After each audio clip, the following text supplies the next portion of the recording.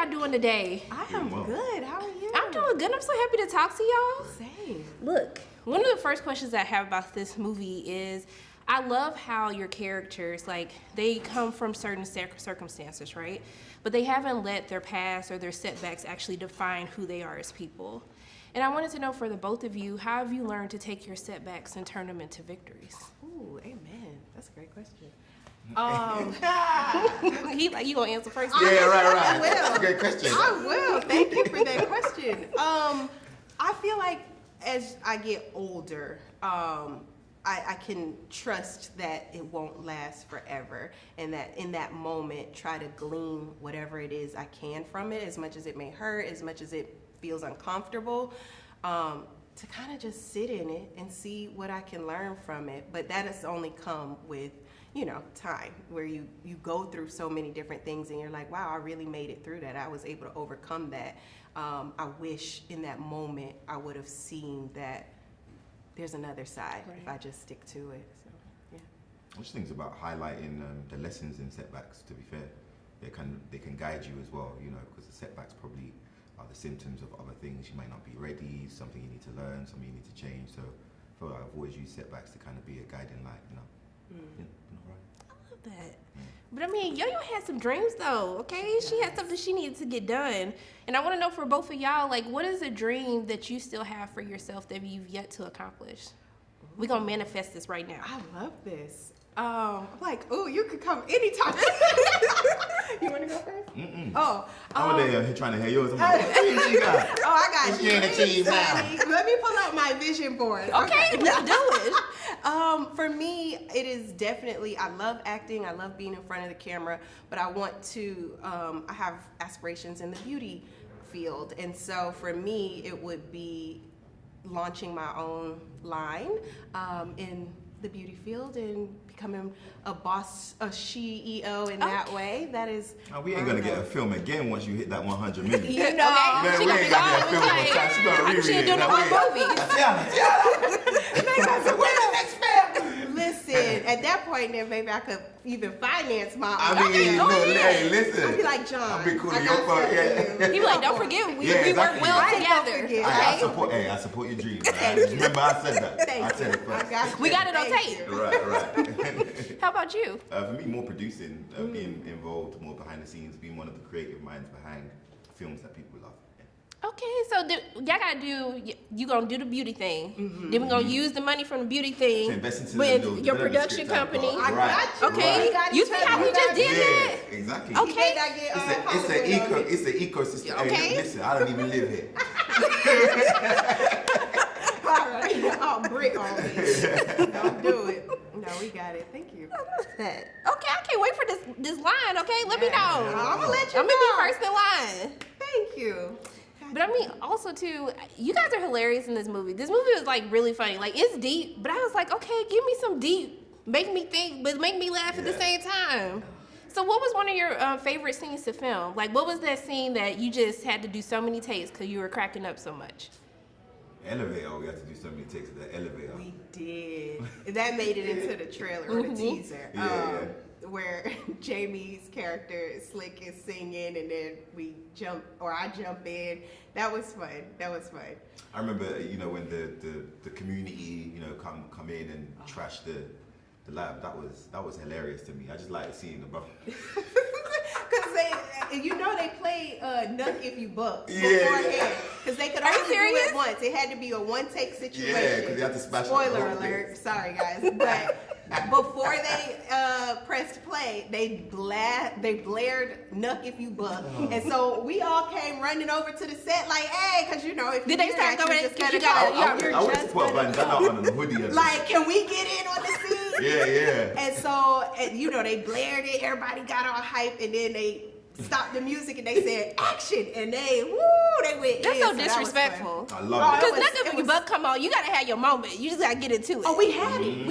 And then they said, okay, when the song was done, they ended that and then said action. Yeah. So that was that. See, that's talent right there. That was fun. Because I wouldn't have made that. Okay.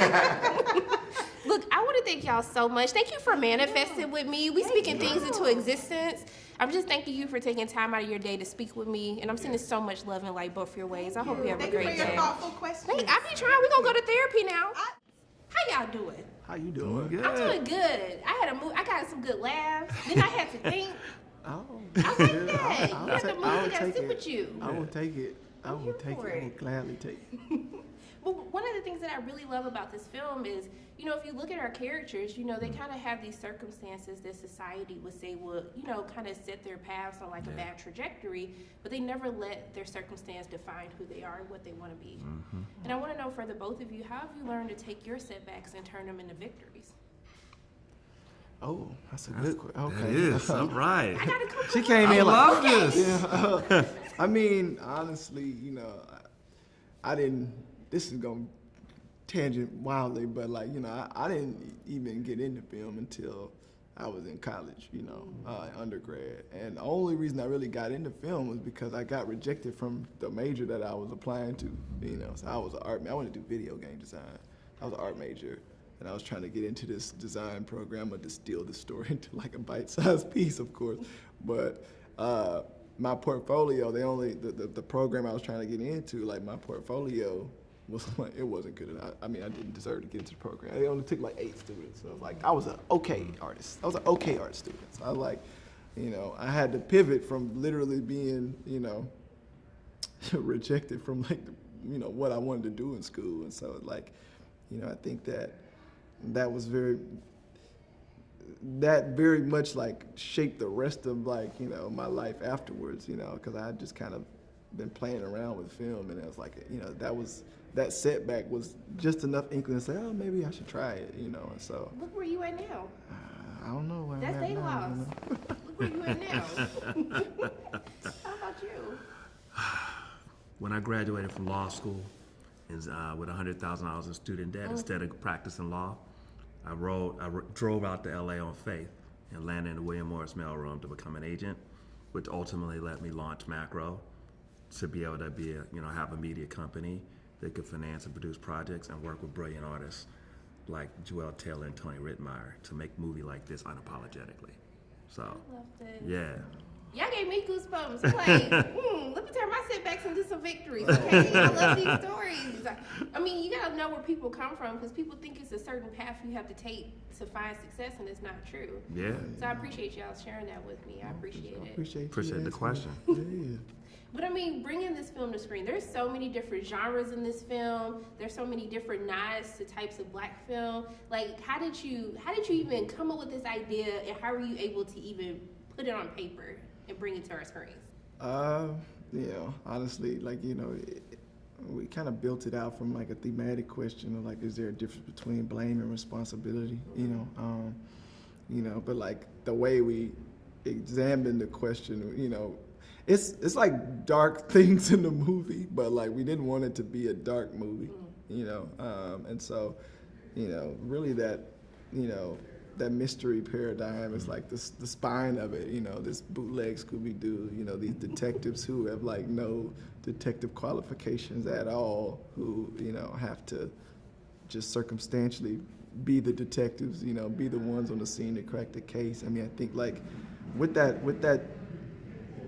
theme, that thematic question, I mean, I think from there we was able to kind of like work backwards, you know, like reverse engineer like how the fun that we could have of it when you start with a main character who, I don't want to get into spoiler territory. I don't know if this is like before or after the movie comes out, but you know. Just before.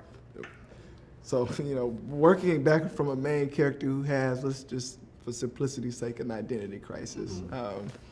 And, you know, building from his character backwards is kind of how we like kind of approached like writing the story, you know, in terms of just deconstructing how one might have an identity crisis and like the external factors at play that, you know, might hint to a bigger mechanism of control. And then that's where the conspiracy started to come in and so on and so forth. I love everything that you've been doing, everything the company's been doing, and bringing these stories to life. You know, what is kind of that, if you had to say, like, what's your mission or your dream, like, of, like, what kind of goes into play when you choose, like, what projects you want to bring to our screens? Well, first off, every one of the colleagues at the company has a voice. So in this case, we had two of our brilliant colleagues, Mark Wright, who's one of our exec producers on the film, and Jira, who were like, yo, there's these two dope writers named Joelle and Tony, and they have this script called Bertha Cool, which is a TV project we first developed with them. And we listen to our colleagues, and we listen to the artists that we sit down with, and then we try to use our experience, our relationships, our resources to be artist advocates, figure out what is the right lane, what's the right platform to make a project. And the moment we heard this pitch, we were just like, we have to be involved in it. There's nothing like this.